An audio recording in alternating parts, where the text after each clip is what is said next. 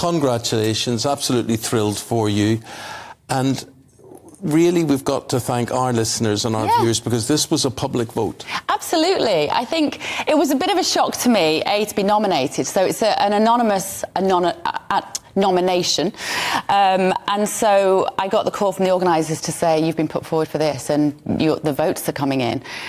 And so I was kind of like, well, that's a bit strange, obviously. But and when I got the feedback from the judges, they said, the feeling that they were getting from the people who were voting, they said the fact that you were an advocate for free speech over the last couple of years, the difficult conversations that you had on the TV about asking the questions around the logic of lockdowns, around closing the schools, around closing down businesses. And so I think people kind of, I guess, related to the fact that they were also having difficult conversations. It was difficult for everybody, whether you were talking about it on the telly or whether you were talking about it around the kitchen table or you were at work trying to raise those questions. You were giving them a voice that they feel that they didn't have. Apparently, which is lovely, Eamon, because it wasn't easy. Yeah, it wasn't easy, nor is the lineup. I mean, I always think you should judge awards by whoever you're up against, or, you know, in terms of that category. And that was a very, very strong lineup there for you to win, and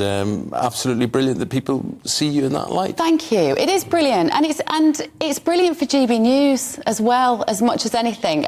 That's what I think this award is. It's not just for me; it's for the channel as well, I think, and what we hopefully represent, which is asking the tough questions, looking at both sides of every topic. The last few years, we've seen one-sided debate and not enough journalists asking the questions of the politicians or the medics or whatever it was of the decision makers, that a lot of people felt were frustrated by that. So it's great. Both you and me are named in a Sunday Times article yesterday. And my only sin was to say that you should always question the narrative. Apparently, I would have thought fellow journalists would have agreed with that. Apparently not so. No. And so you can see that when you don't fit into the norm, or that when you break ranks, you're very much exposed. But you've got a whole audience that says thank you for doing it.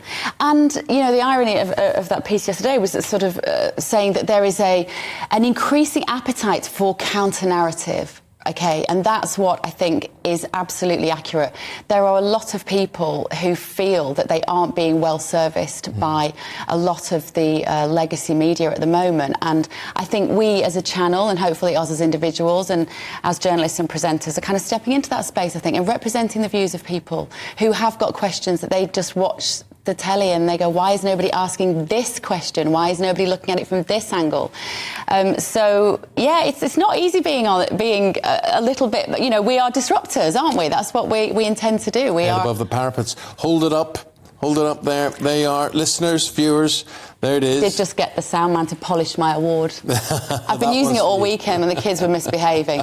You can't do that. I am inspirational, you know. Inspirational. I mean, look, it's great, isn't it? Just to be recognised for anything is always lovely. You've had it with the Trick Awards. So. Beverley is continuing her inspiration from 10 o'clock this morning. Thank you.